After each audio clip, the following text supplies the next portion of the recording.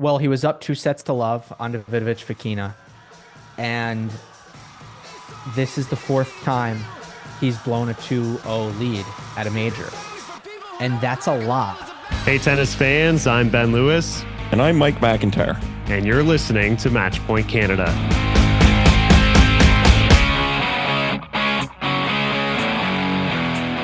Hey, tennis fans, you are listening to Matchpoint Canada, and so happy to welcome on a guest who get his analysis on YouTube and the tennis channel, and he's a friend of the podcast. Gill Gross joining us this week as we're through the halfway point of the first major of the season in Melbourne at the Australian Open. Gill, always great to chat with you. How are you? Yeah, always great to be on, Ben. Always fun talking to your listeners. I'm sorry we don't have any Canadians still in. I appreciate that, and we will get to that eventually. But I mean, there are obviously, we'll start on the men's side, and there of course are familiar faces, getting through to the quarterfinals and positioning themselves for a shot at a major title, and then a couple surprising faces perhaps as well. And I want to start with the blockbuster quarterfinal because we have to talk about it and make sure our listeners hear the discussion before it starts. Novak Djokovic and Carlos Alcaraz. I think it's a matchup we probably all penciled in when we looked at the draw and saw that path and collision course. Just maybe your impressions from week one of how Novak has looked, how Carlos has looked, and maybe a certain expectation for this matchup as this rivalry continues. Yeah, it's been positive for both. I think in terms of mitigating the concerns in their form coming in. I've been impressed with Alcaraz because there have been a lot of changes. He really almost completely revamped his serve technique. It's a different serve. The backhand he's tweaked. He added 5 grams to the throat of his racket, and he didn't play any lead in tournaments. So he's got, I think there's a lot of pressure on him because he's trying to complete the Grand Slam. So not that it's not a bad kind of pressure, but this is probably to him the most important of the 4 this year. So I just felt like that might be a lot for Carlos at this stage in the year. And he's handled it really well. He's played super clean. A little bit fortunate in the 4th round. He plays a Jack Draper who just had way too many miles on the legs coming in and couldn't finish that match. So the one thing you could say about Alcaraz is he hasn't really been tested all too heavily.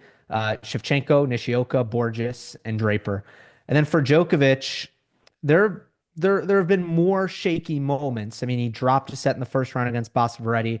He dropped a set in the 2nd round against Faria.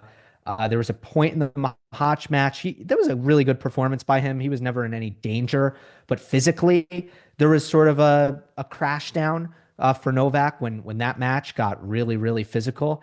So a few more vulnerabilities, but ultimately, Ben, I think he looks incredibly motivated and focused, almost like on edge, like he's playing with a chip on his shoulder.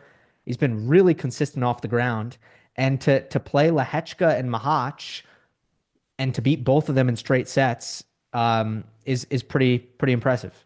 Yeah, certainly. You see he's built that momentum, and I particularly thought just how clean he's been striking the ball, especially that round of 16 match against Yuri Lehechka. That was one I was looking at in advance, thinking Lehechka could be a proper test, a good challenge. Such a physical player, hits hard. And seeing Novak dialed in like that from the baseline, obviously he has wins over Alcaraz in the past. Maybe we favor his chances on a hard court. Do you think if this match gets, especially physical though, is that where he's in some danger? I think so. Alcaraz was not able to get in a lot of the points at the Olympics. Djokovic's serve and his forehand were so good that a lot of it was serve +1 on Novak's serve. And then it's easy to forget this, but Alcaraz held the entire match. It was 7-6, 7-6, no breaks of serve. So it was just a very interesting match in that sense. But I think the case for Alcaraz is that his explosiveness and his attacking and the high end pace, the finesse, the net rushing threat. Is Novak fast enough at this stage to really hang in there defensively like he normally would be able to? And then I think the case for Novak is he can kind of outserve Alcaraz and he can also out-solid Alcaraz. He's just more consistent by nature. Yeah. So can he win the error count, get more free points, and is that sort of the path to victory for Novak? I think so. Thank you guys so much for watching us at Matchpoint Canada. If you like our work, follow along, hit the subscribe button below. Do you notice any impact from Andy Murray? Obviously, it's hard to take away too much from four matches. The relationship seems great. They had a great relationship, obviously, during their playing careers. And you look for different tactics, but he seems to enjoy having him in his camp. Have you taken anything away from maybe what Andy has brought to the table? Obviously, it's very early. Yeah. No, not really. I think it's so hard to kind of look at things that Novak's doing on the court and what can you attribute to Andy, what Yeah. can you not attribute to Andy. But I do think at this stage in Djokovic's career, the coach's number one job is to keep Djokovic motivated and fiery. And and certainly Novak has looked really motivated and really fiery. That is one of the major challenges for him at this stage in his career is just staying in that state of mind. And when Murray first came on, what I really thought was going to be so good about it was the spark, the feeling that something's fresh and new, and just how that might help Novak's energy levels. So in that sense, I think it's looked really good. We'll circle over to obviously the defending champion here and the world number one in Jannik Sinner. And at least I felt when this draw came out, it was very, very favorable. And of course, you look at the stage where he's at now. A challenging win over Holger Rune, but the position he's in, Daniil Medvedev is out, Ben Shelton and Lorenzo Sonego now in that section. Looks like a clear and obvious path to the finals for Jannik. Do you see anyone, bothering him from getting to that championship match? Just this illness concern that popped up against Holger, and the question is now: is that something that is just passing through? Was it some food? Was it a little 24-hour flu kind of situation? What exactly was that? And that's the biggest concern right now. You have a guy in De Minaur who he's beaten in straight sets 7 times in a row. Hmm. The overall head-to-head is 9-0. Now, Alex continues to get better and better. He's going to be a fireball in this match. It's his first Australian Open quarterfinal. I mean, I think he's going to put up a heck of a fight, at least spiritually, if not on the scoreboard. Uh, but at the end of the day, if Sinner and obviously you have the Shelton Sonego quarterfinal as well, where I mean, man, he's a mega favorite against both of them. So yeah, it's really Sinner versus probably the illness and the physicality question mark. And is it, maybe this is over the top, but is it Sinner versus the field in the sense of you look at Novak or Carlos, they'll have to go through one another.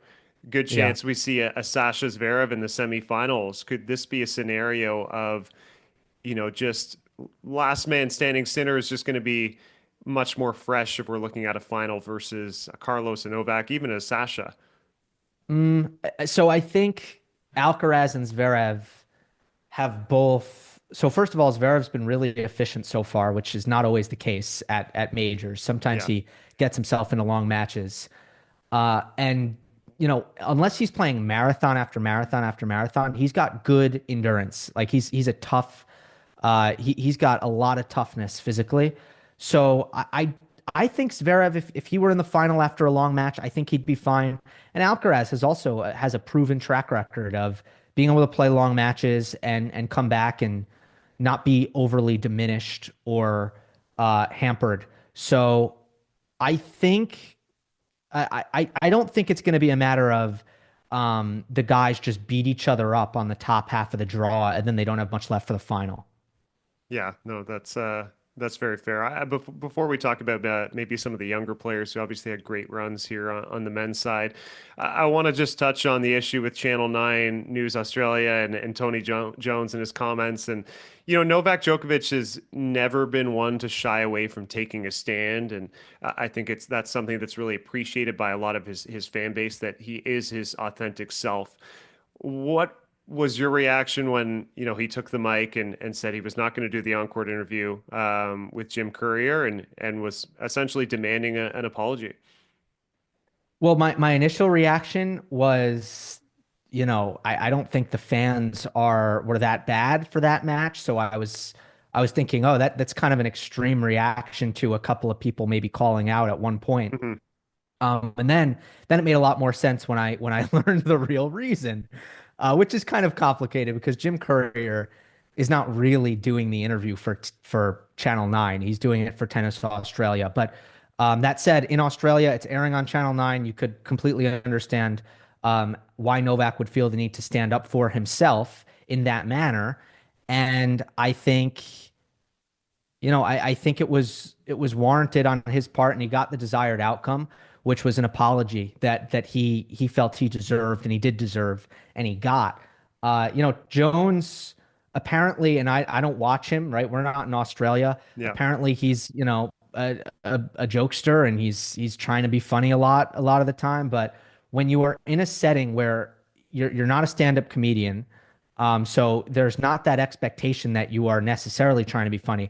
And then you try to do a joke and it's not funny. Like it's just not funny.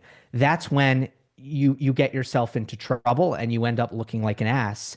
And that's what happened. He was in a setting where we weren't necessarily preparing ourselves for comedy. And then he tried to make a joke that just wasn't funny and ended up looking like an ass. And also, I think Novak was probably mostly upset by the last part of the comment when he said send him back, because Yeah. that's a real sensitive spot for Novak, where like he went through an experience that he in a lot of ways just rightly feels like was traumatic for him. Yeah. And look, I don't think any 37-year-old has-beens are making quarterfinals of Australian Opens. He's still clearly right there and one of the contenders to win this thing. I think one of the takeaways, especially from the first week of this major, has been the unbelievable rise of the youngsters. And I liked the term Ben Rothenberg used to call them now gen. Some of these superstars that we saw at the next gen finals this past year, and in João Fonseca of Brazil, Lerner Tien, the American, Alex Mickelson as well, who's just 20 years old. The emergence of these three in particular, are you surprised that it's happened this quickly? I mean, we heard all about João Fonseca. I think last year, of course, what he did in Rio, his unbelievable run at the Next Gen Finals, but obviously for him and Tien to be taking it to top 10 players already is pretty astounding. Yeah. I was a little surprised by Lerner, just because I thought that the transition for him from challengers to main tour was going to be was going to be somewhat difficult, at least initially, just because of the way he's constructed as a player, where he doesn't have these heavyweight weapons. So he's at a deficit in that area when he goes up against these top main tour level players. And I thought that might make it difficult for him to win, but it hasn't. He has a great identity as a player. He has a lot of strengths, and I'm a little surprised, pleasantly so, that he's made that transition appearingly so smoothly and quickly. Fonseca is kind of the opposite, right? You look at how he's hitting the ball, and it's like this dude is going to be on anybody's level right now, Yeah. no matter what his age is, in terms of the ground stroke power and just the overall skill in ball striking. So physically, I think we saw that he has work to do. Um, and I think the serve and some of the defensive stuff, and like he's certainly still developing, but the meat and potatoes of his game, like hitting ground strokes from the back of the court, he is at times as overwhelming as anybody already. And Rublev doesn't love pace, so I actually picked that upset. I wasn't too, look, it was surprising. It was an upset, no doubt about it, but I wasn't shocked by it.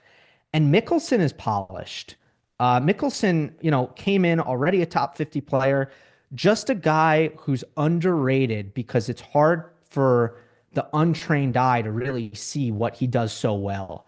And it took me a while to understand why is this guy winning. And then you start to look at the nuances of the depth on his backhand and how often he's able to change line and how reliable it is and the forward pressure with the net rushing and the spot serving. You end up seeing like, oh, he's rock solid. Like he's really tough to beat. So the Mickelson thing didn't surprise me much either. I shouldn't forget about Jakub Mensik as well, by the way, who, He's a of course, beast. he's a beast, and we saw it last year too already. So maybe it's not shocking that was coming in the works. I want to talk about a few of the guys who did lose, and I wrote about this on my Substack last week. Concerns over Stefanos Tsitsipas, Andrei Rublev, and we can maybe throw Casper Ruud in the mix of are these kind of mid to late 20s guys kind of getting boxed out. Of course, Tsitsipas has dropped out of the top 10. Rublev is going to see his ranking dip a little bit because of this result. Are these three maybe in a little bit of trouble looking ahead to 2025 to stay competitive at the upper echelons of the game? Well, as future slam champions, yeah, they're in big trouble. Yeah. So, I mean, and at a time, what all of these guys have in common is they were top 10 players in their early 20s at the end of the big three era. And the assumption was that by nature of the passing of time, they were going to take the top spot and they were going to run this game by way of the big three phasing out.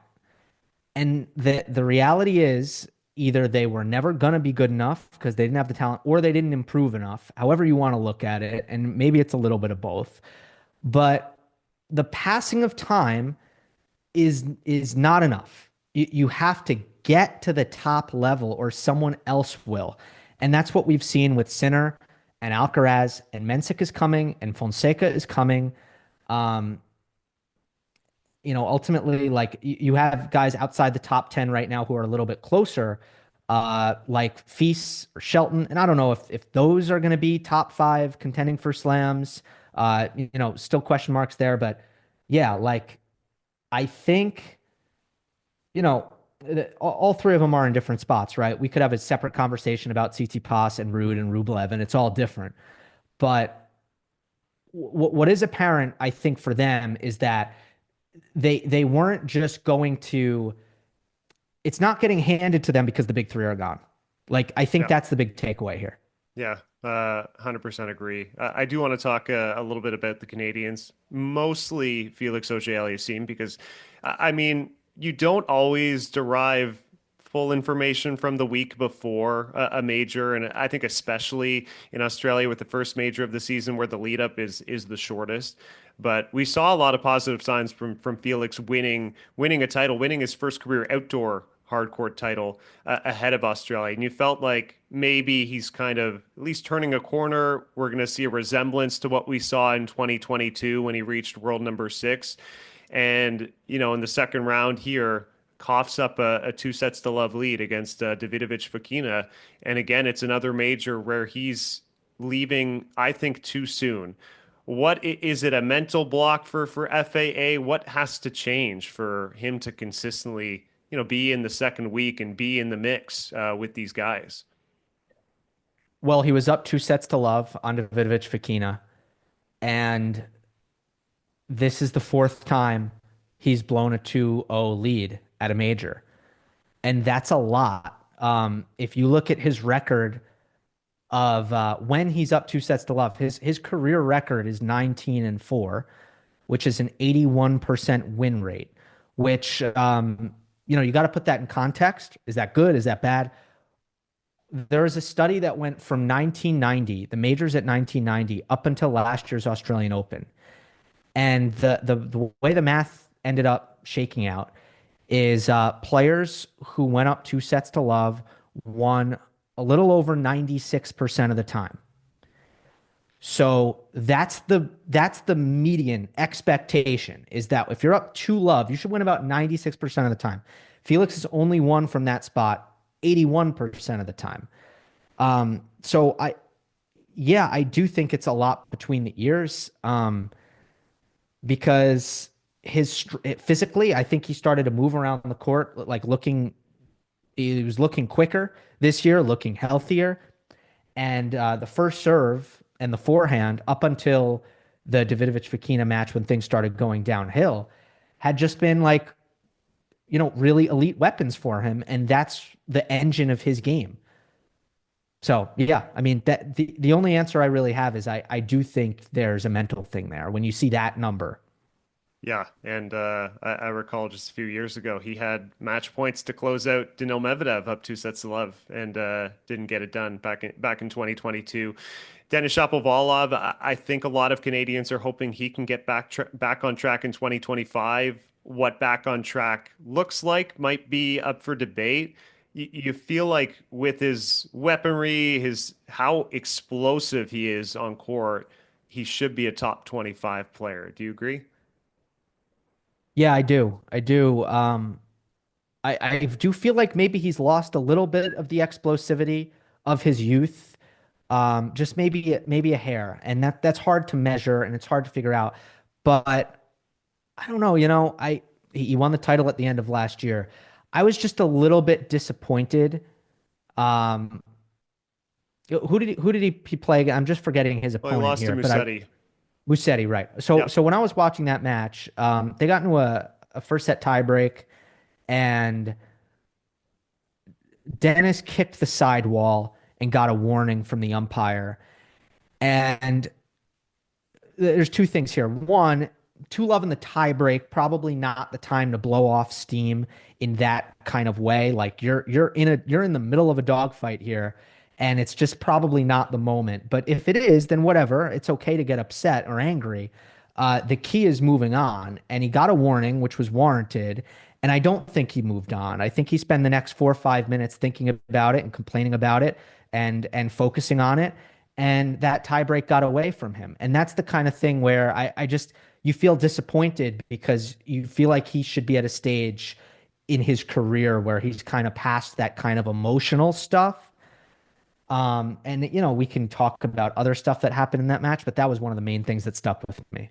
Yeah, and that was especially given how well he had played in that opening set. Positioning himself in a tiebreak with Musetti to completely unravel, and you felt like he was not mentally there for at least 4 or 5 points after that happened. So, very good point. I want to do talk a little bit about the women's side, and again, I think the top contenders have positioned themselves well with Aryna Sabalenka back in the quarterfinals. We have Coco Gauff and Iga Swiatek, who's been very dominant, handing out breadsticks and bagels along the way.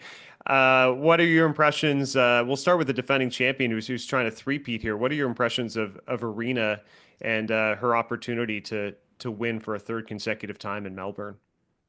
Yeah, I mean, it's the same story that we've seen in the last like 3 years at Slams for Sabalenka, where she just she man, she's really getting good at this. She's really rising to the occasion at majors, playing her best tennis, getting better as the event goes on. But even when she's not at her best, still, finding the solutions, whether that be hitting into bigger targets. Speaking of emotion, like she's really obviously solidified that, and now you never feel like she gets over her skis emotionally, either too high or too low, and she's going to overpower everybody. I mean, she was destroying Andreeva's serve in the last round. She's just about as good as anybody else at that, and she's got I think also like a positive quarterfinal opponent in Anastasia Pavlyuchenkova. So life is good in the world of Aryna Sabalenka, that's for sure. Yeah, yeah, no kidding. And I think Coco Gauff was. You look at that half. We were probably waiting for a semifinal there, and Coco will have to go through Paula Badosa, who's playing great tennis and a former world number two. but there's obvious signs of how much growth we've seen in Coco's game since a coaching change and what happened at the U.S. Open. She's been completely dominant, really, since the WTA finals and a perfect 9-0 to start 2025. Have you noticed changes, especially on that forehand side, where you always felt like it was a little bit of a liability and could break down maybe against pace? She's really, it seems like, ironed that area out, and the serve has been cleaned up a bit too. Yeah, a little bit. I don't think there's been some sort of technical overhaul with Goff's forehand. There might be people who try to argue that. Obviously, it's a great way to get attention on the internet is to say like, this is what she changed. Yeah, Uh, but I don't know that it's that. And I think there might be subtleties with like hey, let's make sure the take back doesn't get out of hand. yeah, Like, let's keep this in the pocket a little bit more. Um, and I think there's stuff with her balance and just trying to come forward through the shot, which I think like almost like every tennis player works on all the time. yeah, But I think Coco just got a little better at it. And mentality, I'm just seeing more acceleration. When she would get in huge trouble, if you decelerate with an extreme grip, it's bad. It's bad, bad news. If you decelerate with like an Eastern grip, you can kind of get away with it more. But I think, you had a confidence thing and a grip thing going together. It was a bad combination. I just think she's kind of taking on the ball, swinging faster, and is just a little bit more aggressive in her mentality. yeah. Completely agree. Iga Swiatek, who is world number two and does have an opportunity to reclaim the world number one ranking, depending how the results go in Melbourne here. A few of her matches, particularly watching the way she played against Raducanu, I was getting, some flashbacks to what she did in 2022. 37 match winning streak and two major titles and looked like, the dominant force of the WTA. She seems to have a lot of clarity in the way she's playing on the court, and I wouldn't be surprised if she won this thing. No, me either. It's been her level's been a joke at times, and I'm just really happy with the things that Wim Fizette has focused on with her. I just thought that she got a little bit too into baseline hugging and hitting the ball, maxing out her pace and almost flattening. I mean, she's always a heavy spin player, but almost trying to flatten out as much as she can.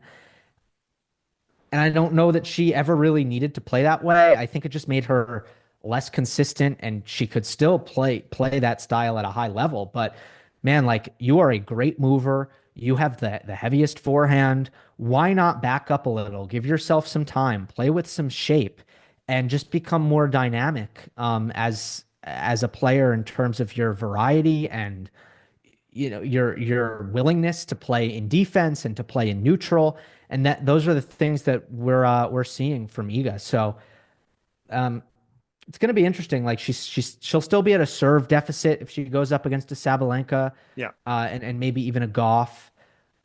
But I love the adjustments that she's made here. It's interesting. There's one other player who is undefeated on the women's side right now, another American in Madison Keys, and she's playing Alina Svitolina in the quarterfinals. And I was looking at these two and their respective careers and thinking, here are two of the best players in the women's circuit not to have won a slam. Given the success they've had, Keys is a former U.S. Open finalist, and she is the type of player, when she's in that zone with her ball striking ability, particularly on the forehand side, she can take the racket out of your hands. Is there a chance here for Maddie? I think there always is a chance for her.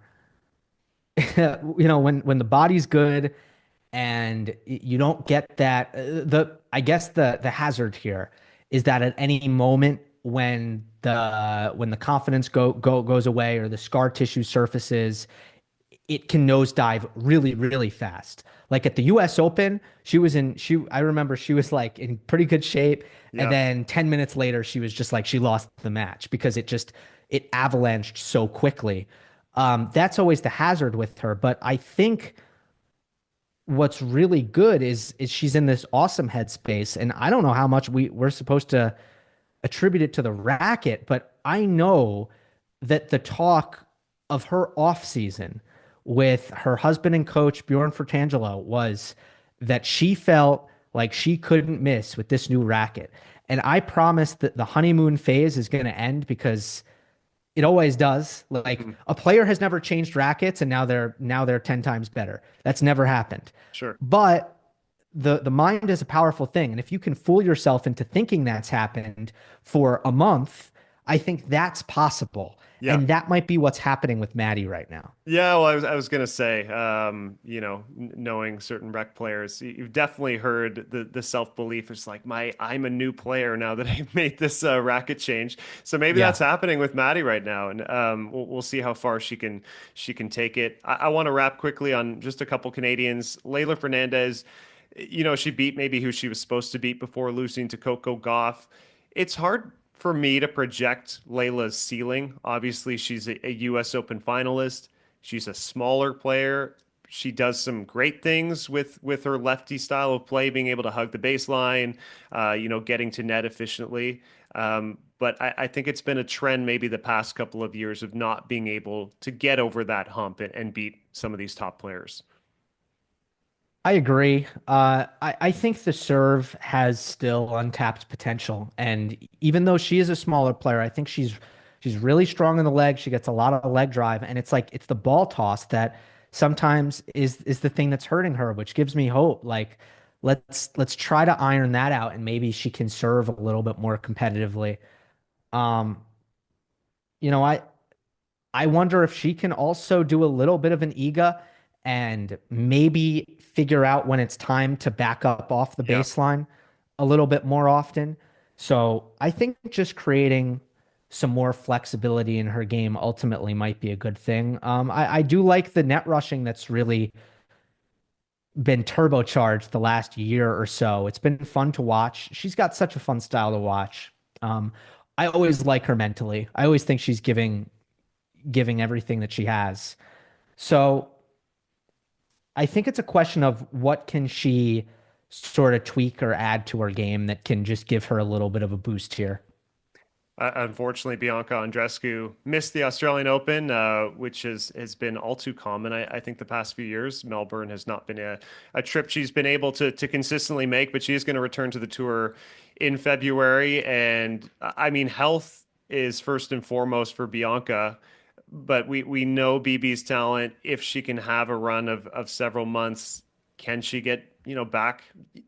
Maybe not to the very top, but somewhere in the mix where she's beating good players again. Yeah, I mean, it was pretty positive last time she was healthy on the court. I think it took some time, but then I think it started to kind of get rolling for her. Um, I wonder, like, as she develops, is she going to get better and better at avoiding the physicality in these matches, at actually just winning a little bit easier?